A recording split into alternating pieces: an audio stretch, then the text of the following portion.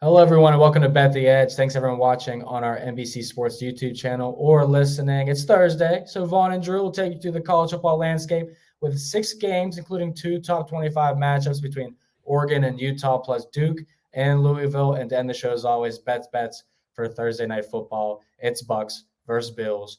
Drew, the NBA is back. World Series is here. College football is in week 9. The NFL approaches the midway. It's literally the busy season with college basketball creeping up on us. How are you? Are you keeping your head on a swivel right now? Doing my best. This is a get back week for me in college football, man. I'll be honest. My reads last week were not especially strong on the show, and then I got ahead of some injury news with a couple of games. Got some of the most absurd closing line value of my season, and then somehow took some hellacious beats.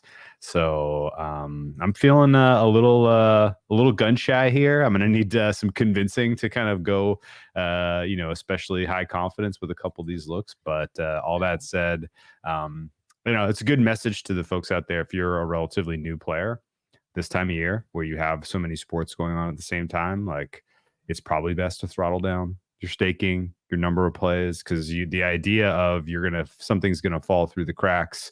You're going to miss some key piece of information. Like let's just pretend like you already laid the 6 points with the Niners, and now surprise, Brock Purdy's in concussion protocol. Like there's a lot of that going around right now. So I got try to keep my head on a swivel. Yeah, it's been definitely tough to navigate through all the different sports. I came up with my own little betting schedule to keep myself disciplined, Drew.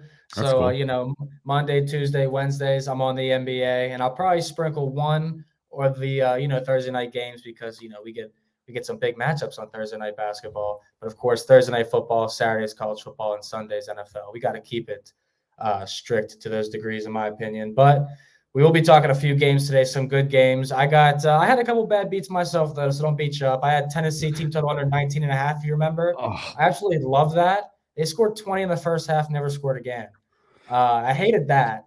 And then USC money line, I thought we had that one in the back. Those are some stingers. The Michigan State team total under, though? What? Oh, I mean, it's no sweat free. That's what I'm saying. This week I have to actually cap. Like when people are like, what's going to be your best bet? I'm like, I don't know. Michigan's not playing football this week. But, looking forward to them getting back to back on the field next week for sure. But there were some good games, though. And I think I have a good under for us, a team total under that's worth playing. So stick around for that. We're going to kick it off here, college football, with Oregon at Utah. The Ducks are 6.5-point favorites. Drew, total sitting at 48.5. 3:30 p.m. Eastern game on Fox. Utah has won the last 2 against Oregon at home. And, I'm looking at this one as a letdown spot for the Utes. How do you feel about this? Yeah, I kind of feel the same way. They are a different animal at home. There's no denying that. Yeah. And there is a general feel about the Pac-12 where these teams are going to cannibalize each other, particularly on the road.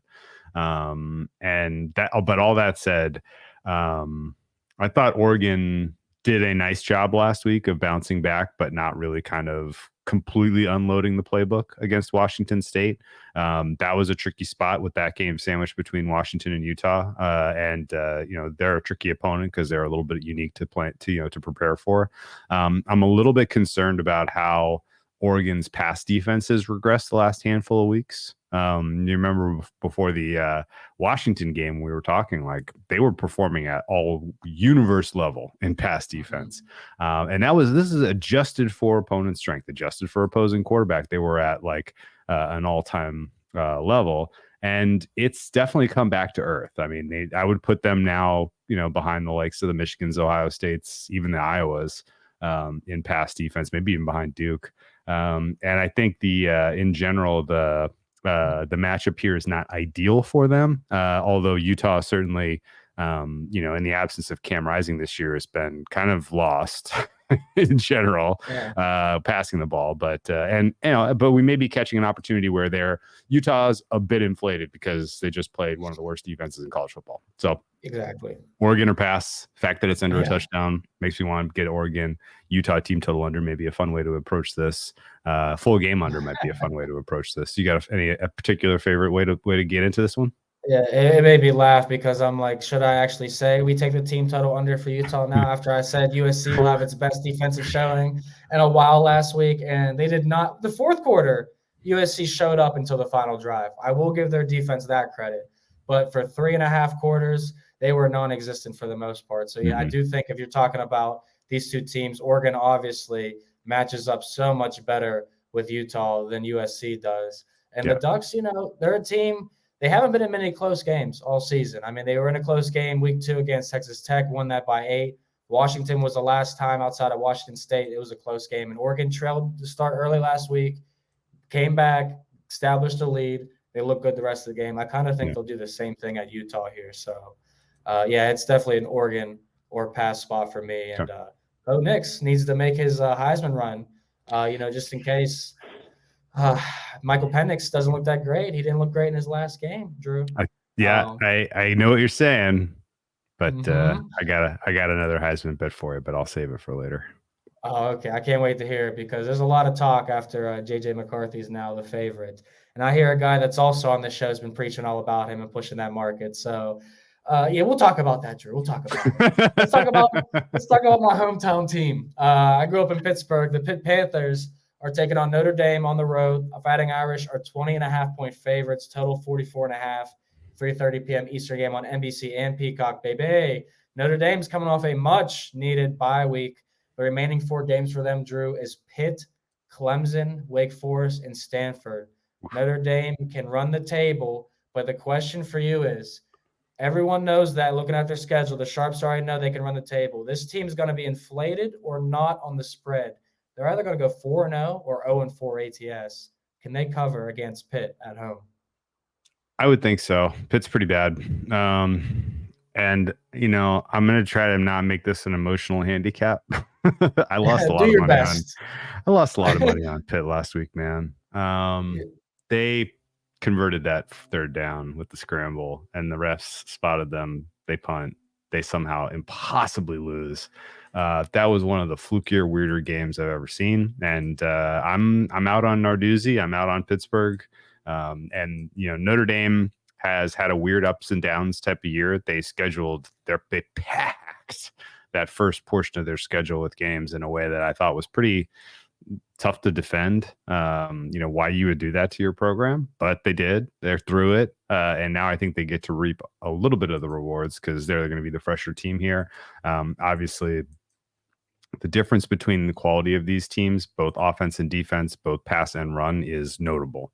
I make the offense for Notre Dame pretty clearly, actually not pretty clearly, but right on the top 10 line. They're kind of right in that mix there with Georgia and Florida State for me as a top 10 offense.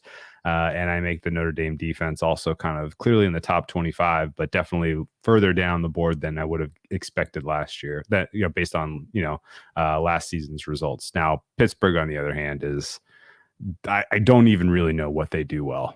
They are atrocious offensively.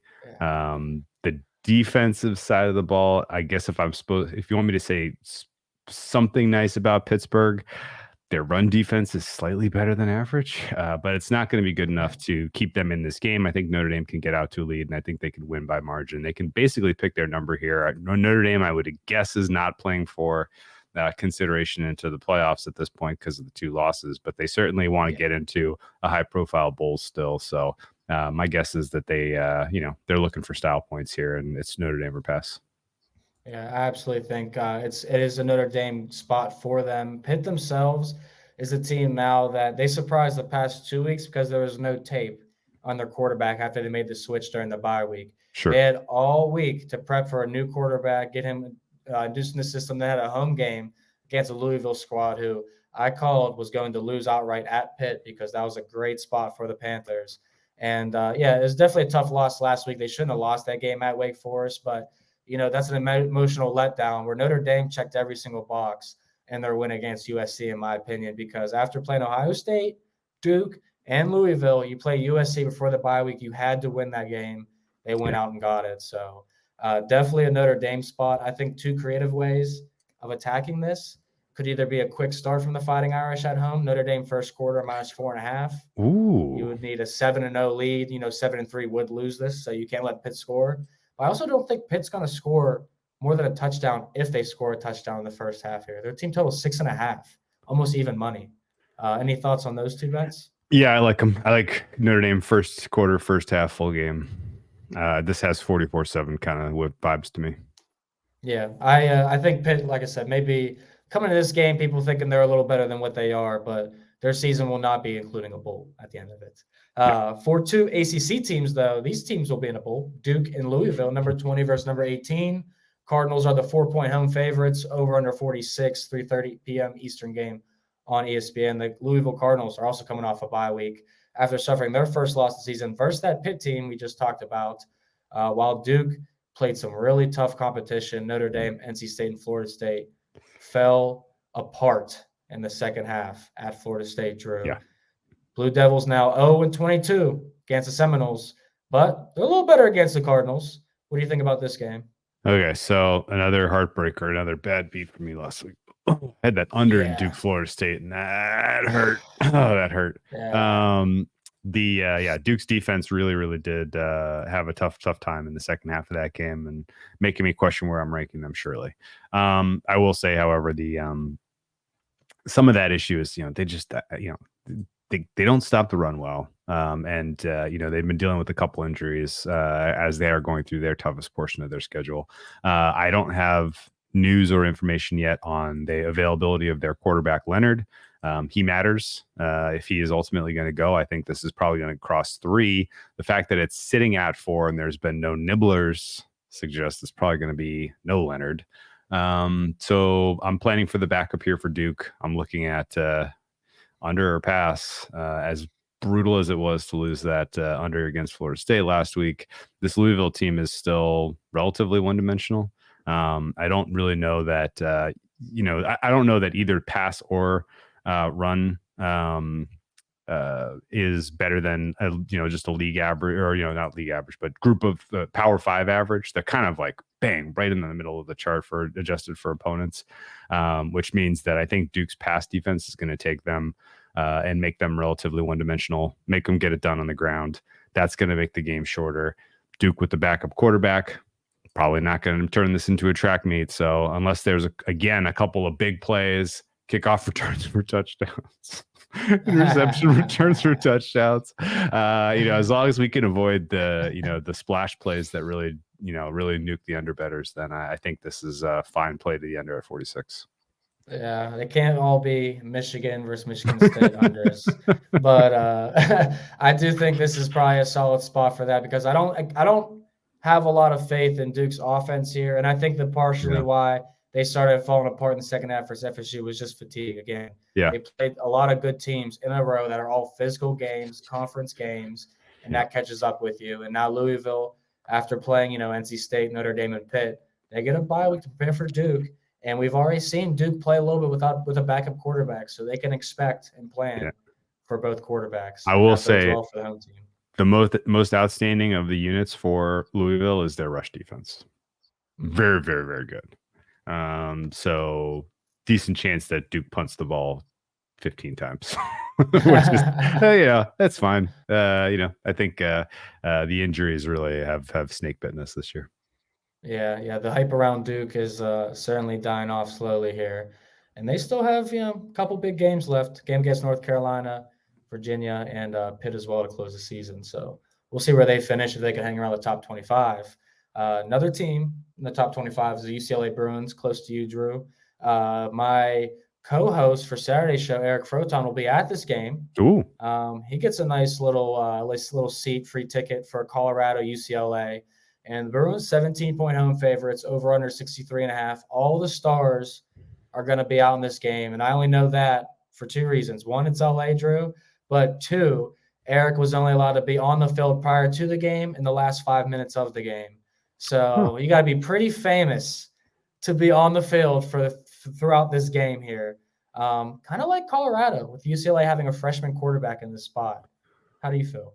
Yeah, that was going to be my angle as well. The bloom is obviously off the rose with Colorado here. A ton of that is just because it's now quite clear this is a defense that you can make some hay on. The offense for Colorado is still above average. It's still a very good passing offense. They don't really have a complementary rushing attack. And I think that's ultimately why they are kind of a good bet getting this many points, because you live in a world where they're either competitive early, they're moving the ball, they're scoring, or they're forced into their best selves where it's just throw, throw, throw. And so Colorado team total over was going to be my way into this one, even though I can't really say anything bad about UCLA's defense. They definitely have one of the best run defenses in college football. However, the pass defense, there are a couple of cracks there. So I think, this 63.5 total is huge. It's a big number. I don't think realistically getting involved with that over makes a ton of sense. I would look more just at Colorado kind of getting some early points here, and or Colorado trying to scoop some garbage time points here and doing it mostly through the air. And when I try to get some historical data on this game to back up reasons to take a side or not, the only thing that I found that really supported the over outside of, both these high flying offenses was the winning team has scored at least 44 points in the last 3 meetings between these two teams. Kind of feel like UCLA could probably get to 44, 45, but that's if freshman quarterback Dante Moore can play turnover-free football, which may not be hard against Colorado's defense, who ranks dead last in total yards per game. And UCLA's defense is definitely respectable. Like you said, the rushing defense is on point. And I will say the last 12 meetings between these two, UCLA has won 9 of them. The 3 times Colorado won, they were all at home. Okay. I think the Buffs can hang around. I think they have the talent to hang around, but I think ultimately the defense is the question mark on why I cannot put my actual money on the plus 17. Okay. I would feel a little more comfortable in taking whether it's an over or a team total over. I don't hate backing Colorado's team total over. Probably safer than the spread. We dig it. That sounds good to me. And I think ultimately this is, there's a more uncertainty on the side of what UCLA is, right? Yeah, which I think is why kind of just circling, I want Colorado to do something in the point scoring department is my more favorable look. Their strength matches up with, albeit not a weakness, but the weaker component of the UCLA defense. Yeah, totally agreed. And it won't be the backdoor cover won't be as easy for Colorado as it was against USC, against UCLA too. That's also one of my thoughts for this game. But if you need more help on college football, we got some Big Ten after this because Week 9 is one of the toughest weeks in college football. Again, back-to-back weeks. And Saturday, October 28th at 11 a.m. Eastern, myself, Brad Thomas, and Eric Froton take you guys through all your college football betting questions, including the aforementioned Pac-12 clash when Bo Nix and number 8 Oregon head to Salt Lake City to face number 13 Utah. We'll also discuss number 3 Ohio State heading to Camp Randall for a battle with Wisconsin. That game is on NBC and Peacock, which we're going to talk about right after Indiana at Penn State. This one's noon on CBS. Penn State, not going to lie, kind of tempting as a favorite. 32.5-point home favorite, 44.5 on the total. Yeah, they lost to Ohio State. I did live bet, Drew. You want to talk about bad beats? I didn't even X this out, put this out on social media, but I live bet Penn State plus 7.5. So when they scored the last second touchdown, I started celebrating. I was like, yes, the backdoor cover, gotta love it. And my friend says they're gonna go for 2 because they think they're gonna get an onside kick. I said, no, they're not gonna get an onside kick. Come on. And what do you know? They just overthink it. They run a trick play on 2-point conversion with 30 seconds left in the game, and they don't get it. I fail to get the backdoor live cover. So I'm not going to hold it against them, but I think the 32.5 is definitely live to cover here. Yeah, and I mean, Indiana is more of the known quantity, right? We know we're getting out of that offense. Yeah. 7 points if they're lucky. If they're lucky. Team total 6.5, Drew. Yeah, right. Exactly. Indiana has gone up against 2 similarly rated defenses so far this season. They scored 3 points against Ohio State. They scored 7 points against Michigan. If I'm not mistaken, that 7 points was kind of fluky. It was a little bit of a trick play, if I remember correctly. And so, yeah, you don't really have a nuts and bolts offense that you can bring to the table and go score for score here with Penn State. And I will also note that James Franklin has been a guy that is playing for beauty points, style points. He's playing for margin. He's playing for covers. I don't think it's maybe related to his job. Maybe trying to keep the boosters happy. Gambling's legal in Pennsylvania. That's not crazy that he's trying to keep the boosters from calling for his head. So if Penn State is up by 31-0 in the fourth quarter, are they going to pull their punches? Probably not. They're going to get one more touchdown. And I think that, that kind of nudges me in the direction of Penn State or pass here. I definitely don't see how Indiana finds their way into this game. Let me just kind of pull up my numbers here. So I have Indiana right now as bottom 10 offense in Power 5, and I have them as a bottom 10 defense, bottom 3 offense. So this is clearly one of your worst teams in football. And I think Penn State, even coming off of a disappointing performance last week, I think they're still the bet here. No, I like that take. And I was just looking at some of James Franklin's fourth quarter numbers this season for Penn State. And they literally rank 13th in the country with 10.8 points per game in the fourth quarter and 12.7 when they're the home team. And twice this year, West Virginia and Illinois, might even been against Northwestern too, where they pulled the backdoor cover out as a favorite in the fourth quarter. And last thing I'll say, Drew, about Penn State, they were undefeated against the spread before they were underdogs against Ohio State. Yeah. Now they're back to being favorites, which they were in every single other game this season. It's Penn State on the spread. Indiana team total under 6.5 because we don't have Michigan, so we got to take Penn State, I guess, to be that team. But they are the most trustworthy, I think, except, Drew, I think my next team total under is probably going to be awarded option for best bets this weekend. It's Ohio State laying 14.5 at Wisconsin. Yeah. Over under is 43.5. This is the NBC and Peacock game, 7:30 Eastern. And Wisconsin's got a backup, Braden Locke. This guy had a 28.6 QBR at Iowa. Yeah. He did bounce back with 2 touchdowns and no picks against Illinois, but we know Illinois' defense is absolutely atrocious. I think Ohio State comes out focused, relentless, and looks like the team they are meant to be all season. And finally, because I don't think they put together a full 4 quarters of football against Penn State. It was more like 3.5. But I think we can get the full 4-quarter effort here against Wisconsin. What say you? I hope so. In the same way that last week we kind of teased a little bit talking to Oklahoma UCF. I was like, I'm just holding on for dear life. I just need Oklahoma to keep winning to keep my hopes alive for Dylan Gabriel Heisman.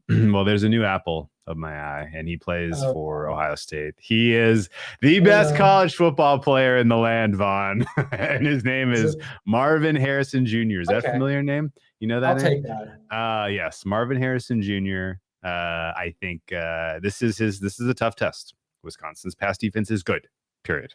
Right. And I think this is kind of a distinguishing game because as he continues to build wins, as Ohio State continues to kind of grow in people's minds as a real contender, people are going to kind of realize and default to, man, who are we betting for Heisman? Well, the best player in the country is Marvin Harrison Jr. and he plays for undefeated Ohio State. And they're pretty amazing. I think the tide is starting to turn in this direction. The people who have kind of just by default gravitating towards JJ McCarthy, number one, that's a super uninspiring campaign, not to mention all of the politics involved now about supporting him. But this is a very, very complicated, handicap of, are people really going to give a guy who has like 2,200 yards passing in the season the Heisman? Like, it's a very, very, kind of, milquetoast kind of campaign. Marvin Harrison Jr. very different. I think everybody kind of understands and respects he's one of the best, if not the best, college player in the country. He played in for an undefeated team, and ultimately he sinks JJ's case specifically when they play later this year if Ohio State wins. And so this credit goes to my other co-host Jay for bringing this up yesterday when we were trying to come up with who is going to win this award. And I think it's a great handicap. I think 16-1 is still a fair play for Marvelous Marvin. And I would expect that he is sort of the deciding factor here. Wisconsin's offense is they can run, but they are very, very poor passing. they are going up against a team that is elite pass defense and elite run defense. So, maybe they can generate some sustained drives, but I have a very tough time seeing them succeeding in the red zone. And I think, them kind of getting beyond 13 points is a tough ask against a very good Ohio State defense. Meanwhile, Marvin Harrison Jr., I think, can kind of pop the bubble that is this Wisconsin passing defense, because even though I adjust for opponent strength, they really haven't played a very good offense so far, particularly on a passing offense that has a player of this caliber. So let's go, Marvin. Let's go, Ohio State. Don't fumble the bag. Get to Michigan game undefeated, and the rest, I think, is downhill. I am so glad he didn't say Kyle McCord. No way. I was literally going to have steam shooting out of my ears. Bro. No way. Yeah, thank God. But yeah, I like that take a lot better. I do think he has a shot. If they beat Michigan, he will be one of the front runners for this award.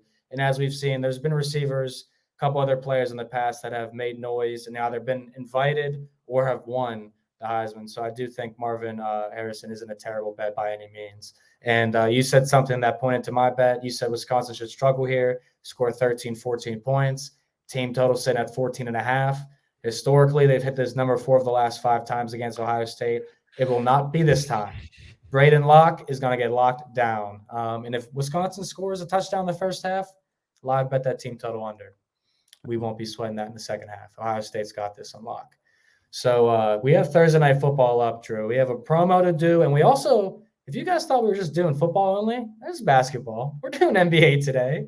Who do you think we're kidding? But for Sunday Night Football, it is an interconference clash on Sunday night when DJ Moore and the Bears travel to Southern California to battle Justin Herbert and the Chargers.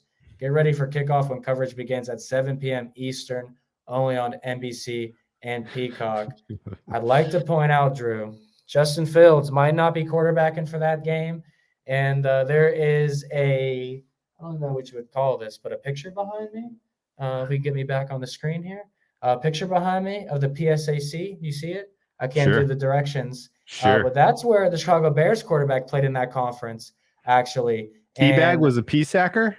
He was a P-sacker. And let you know this. We don't call it the P-sack because they said it has I'm not going to say it. Okay. I'm not going to say it. But you can. I don't want to get in trouble on my actual job now because I used to work there. But you could just say it to yourself and you can think about it.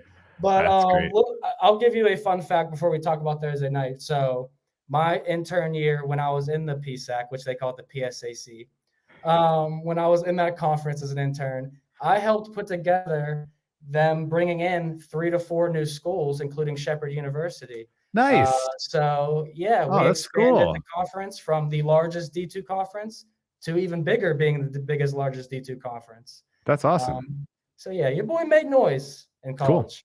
But all right, football, down to business. No more bragging. Buccaneers at Bills. Buffalo's laying 8.5. Total's 42. We got another lowly total for Thursday Night Football. And the Bucs burned me last week, man. So I don't really want to back them here. But I think this is a decent get-right spot for the Bills. Surely is. For their offense in particular. The Bills are primed to maybe get this over home by themselves. This is kind of a shockingly low total. I really, really struggle to make this one on this low side of 43. And I think the fact of the matter is pretty clear. The Bills are going to come into this game with, I believe, a little bit of wind at their back to change their identity. Okay. Dawson Knox injury forces them out of being sort of a possession methodical, we're going to out physical you type of offensive approach. And their litany of injuries on defense means that they now need to go back to explosiveness, ball down the field, do not take your foot off the gas, put teams away by scoring 40 points.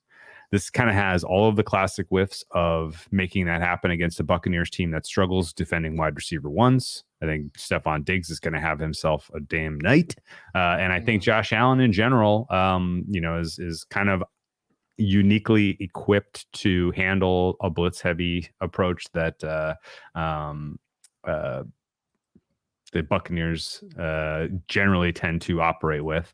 You've seen huge steps backwards from a couple of their linebackers in terms of quality play this year so far between Devin White, I guess White in particular, but Levante David as well. Really outside of Vita Vea, I'm not sure who you're writing home about on this Buccaneers defense so far this season. I guess Antoine Winfield Jr. has been pretty good as well, but I think the Bills are set up well to kind of throttle down, score some points, turn this game into no decision here based on their offense just being outstanding.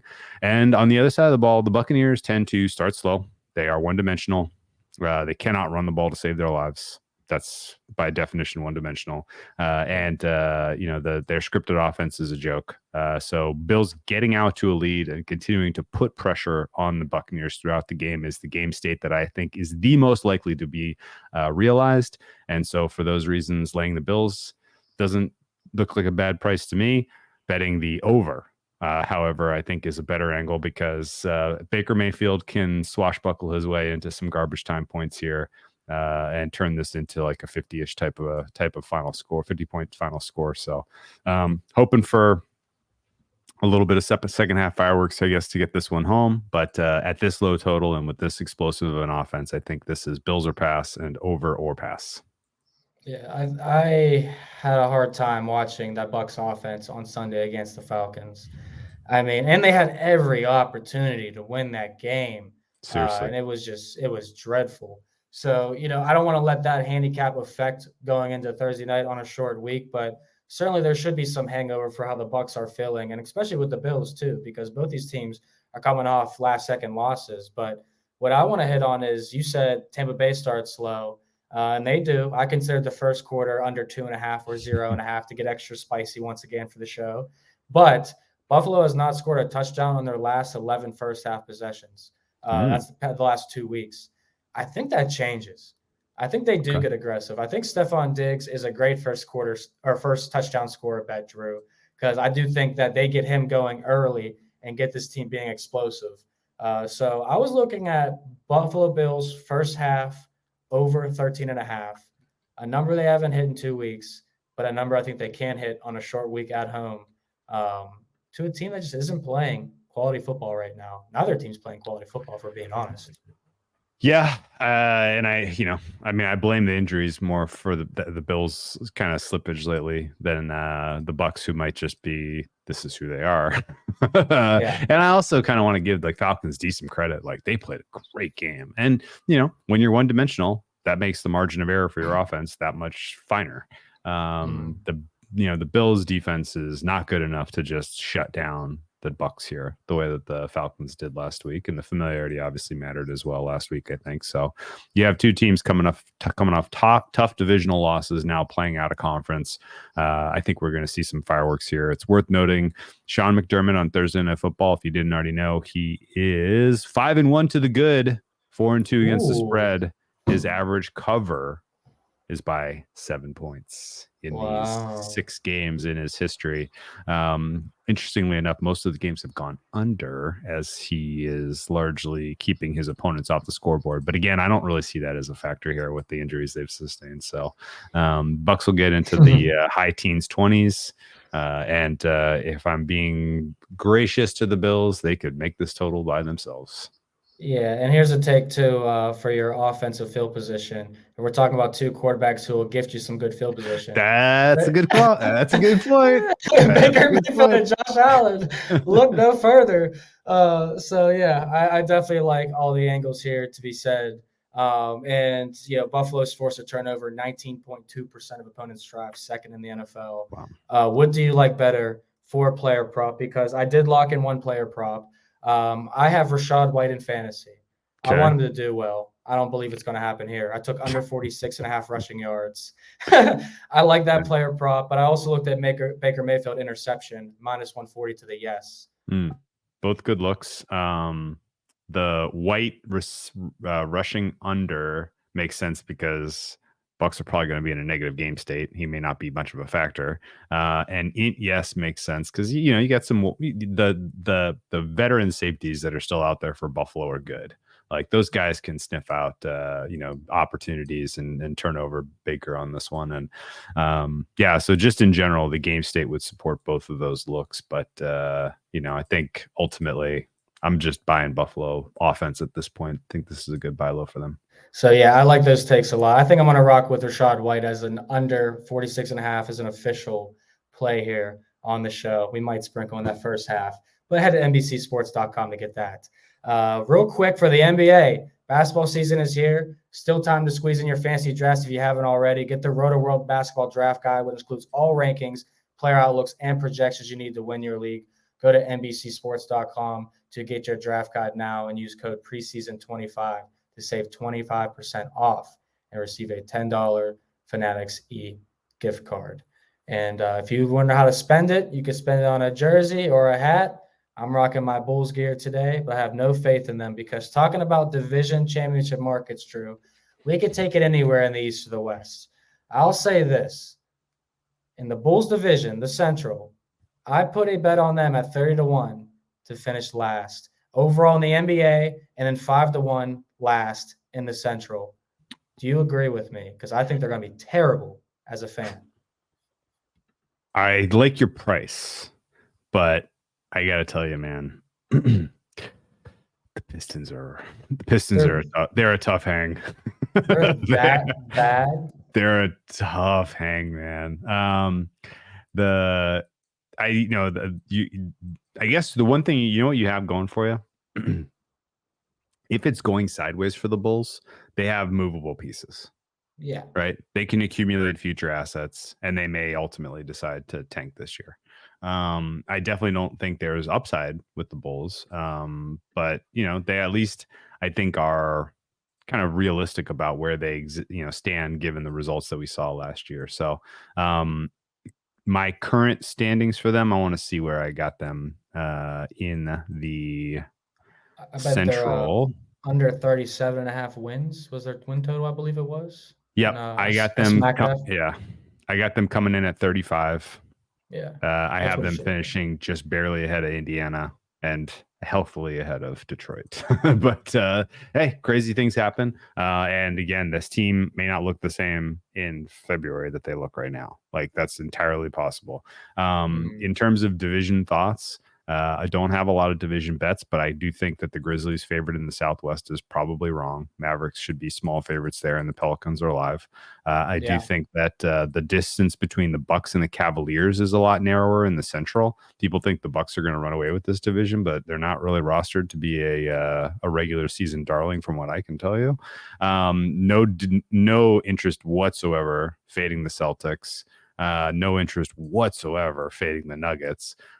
Which means that if you want to try to find some interesting bets, I think you're basically starting in the Pacific and the Southeast. Now, the Heat are the best team in the Southeast, currently minus 175. That doesn't check out with my numbers. I have the margin between the Heat and the Hawks pretty narrow. I even like, a bigger price. I think the Magic could surprise to the good in the Southeast. But the bet that I think stands out the most clearly, and it's not one that we've talked about, and I'm curious your opinion on this. Clippers are the fourth choice in the Pacific. Huh? The gap between the Clippers and the Lakers, in my opinion, is non-existent. In fact, I think the Clippers are possibly a better team, definitely a better regular season team, assuming that they stay healthy. You can get them at plus 550 right now to win the Pacific. And, we have two guys who are true blue all-stars in Kawhi Leonard and Paul George. Both of them are healthy. Kawhi Leonard last year finished as a top 5 offensive player in the closing stages of the season, and just had no other support on that team. Now with a fully healthy roster, I think the Clippers are kind of dangerous. I'm not like all in on this take whatsoever, but there are depth questions with the Suns. There are fit questions with the Warriors, and there's definitely an overrated whiff about the Lakers. So all of this has kind of led me in the direction of trying to shoot for Clippers in the Pacific, and I'm just maybe looking over my shoulder at the Kings. Is that crazy? Listen, I like your Magic pick over the Kings or Clippers a lot. Okay. More. I am so over this Clippers talk, man. Like, how many years in a row are we going to do this? They still have Ivaka Zubac at center. Mason Plumlee's your backup now. I mean, Batum and Covington, like, what are we doing? Picking, 9th round draft picks in 2K right now? Like, I'm over the Clippers, Drew. I'm sorry. If the Harden trade news comes across in the next 5 minutes, does that change your mind? It makes them probably a first-round exit immediately. Oh, okay. It makes them more of a first-round exit. But regular season team, they're better. They're better. They can afford to sit players now, and it won't be as detrimental. Yeah, I think the real kind of bet on the Clippers is just that because of the sequence of injuries last year, people have just completely given up on them. A lot like you're saying, and for good reason. But his offense down the stretch was excellent. And there's basically no advanced metrics that wouldn't tell you he's a top 10 offensive player in the league right now.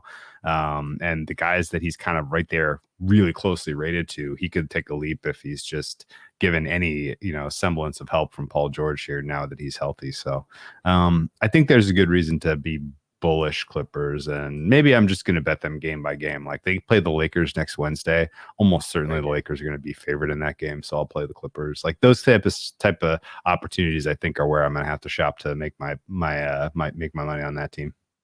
Yeah, I'm hoping we get two little tired teams. I could take an under in that matchup between two teams that hate each other. But last thing I want to ask you on this show, because you talked about the Clippers' depth and why you like them, various reasons why. Were you impressed at all, or did you like the Lakers' depth and how they use their rotations? Because when I started watching them, I kind of was thinking like, man, Gabe Vincent, Prince, Rui Hachimura, Cam Reddish, Christian Wood, Jackson Hayes, like, this team is pretty deep. They got potential. They figure out how to use these guys in the correct rotations.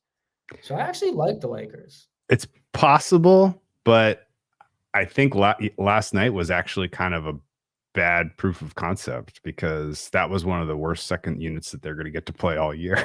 And they didn't really do very much. And so I think maybe when Jared Vanderbilt is back in the fold, it's a little bit different. But they really, like, I guess here's the issues I had when that unit was on the floor, there was no creation, right? Like, I don't know how you solve that. Like, it's not obvious to me that there's anyone on this entire roster outside of LeBron that can really create.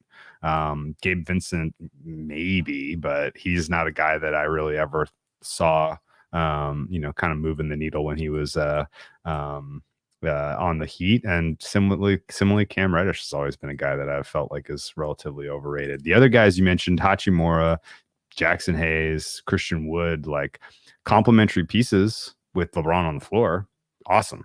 Like, backfilling minutes with the starters, perfectly fine. But as a second unit in its own and figuring out ways that they're going to create, I don't really see how you do it with getting away with playing LeBron only 29 minutes a night. So that comment from from Ham after the game spooked me about the Lakers. Yeah, and I think that those guys give the offense the three-point ability they were really searching for at points last season. I think that's why I like them, the ability for these guys like Gabe Vincent or Cam Reddish to stretch the floor, and Rui Hachimura taking a leap forward. But, yeah, I did think it was a little weird. LeBron only played 29 minutes. Question whether it's his age, it's his health, or just the fact they didn't expect to win the game, Drew, because the Denver Nuggets are arguably the best team in the NBA. You think they repeat? No. Oh, who you got? I would take a ticket on the Bucks or the Celtics over the Nuggets. Okay. I think the Celtics looked phenomenal in the preseason, that starting five, and I'm really excited to see how they look up against the Knicks opening night. So, I would go Celtics. I'm back on the C's, which means I'm going to lose a lot of money this year, everyone. So it was a great show as always. Drew and Vaughn holding you guys down for a Thursday Night Football, bunch of college football and NBA futures as well. Shout out to our producer, Dan, for holding us down. As a reminder, find all your favorite NBC sports shows on Amazon Music. Just head to amazon.com/NBC Sports. And for all your fantasy and betting advice, head over to NBCsports.com.